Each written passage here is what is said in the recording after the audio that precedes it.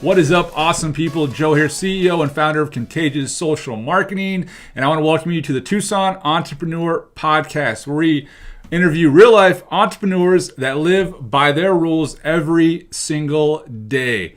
Today, I am joined by the fabulous Kimi Donahue of American Family Insurance.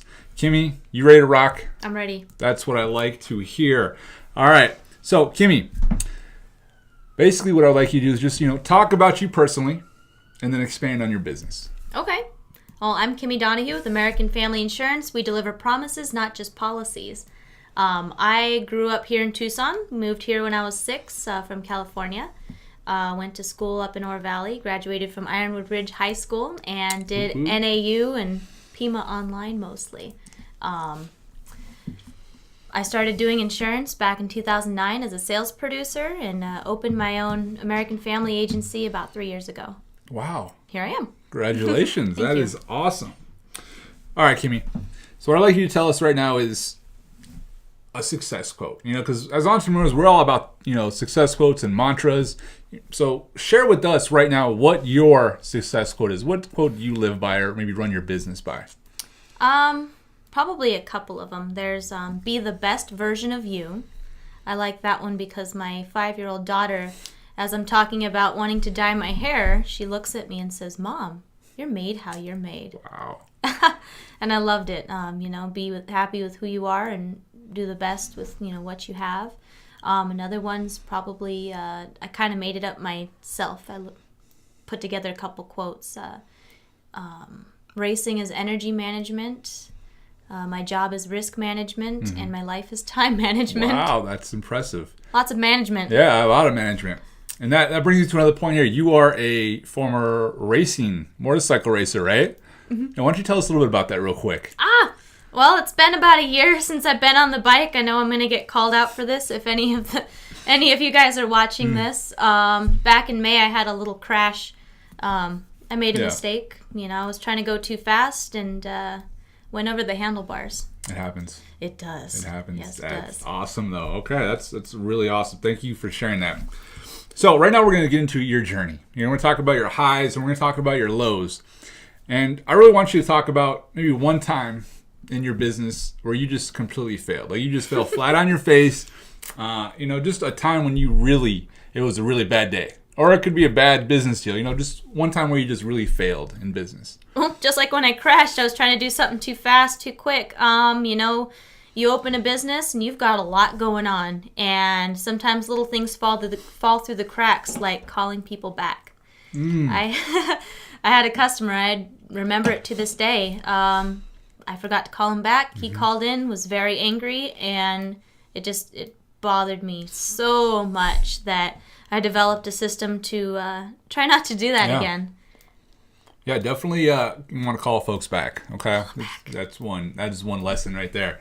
So what do you think, what can fellow entrepreneurs take away from that story? Write things down, do whatever you need to do to remind yourself things. Either put it on your calendar, email yourself, Post-it notes are good too. Mm-hmm. Or put it in your phone. You always have your phone on you these days. That's right. Yes, you do. Well, that is awesome. Thank you for sharing that. Now let's talk about your power story. Give us a story where it just all clicked. It just all came together and you were like, yes, I'm dominating it right now. Okay. Yikes. Well, when I first started doing insurance, I was really worried about being young. Mm-hmm. I was worried about people not taking me seriously. So I wanted to make sure I was, super educated and, knew what I was doing. Fortunately, I had some really good mentors, and here I am, invited to open my own place. Yeah. And, it's still something that crosses my mind, being young, but it's really how you portray yourself, how you relay your message, and just letting people know that, you know what you're doing. And, yeah. Yeah, definitely. Yeah, I mean, for those of you guys that are out there, young entrepreneurs that are just starting out, let her be an example of, hey, just because you're young doesn't mean you cannot run a successful company. So kudos to you. Now, what kind of values can people take away from that story?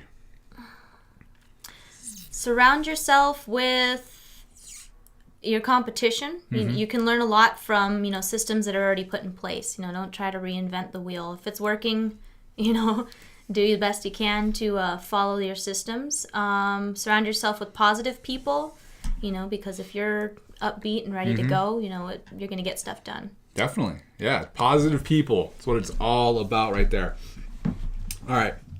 So now that we talked about your story, we're going to be getting ready to roll into the flash round. Okay. Flash. So what I'm going to do here is I'm going to throw out questions, and I want you to give us awesome, amazing answers to them. Okay. So are you ready to go? Yeah, let's do it. All right. Let's go to work. Okay.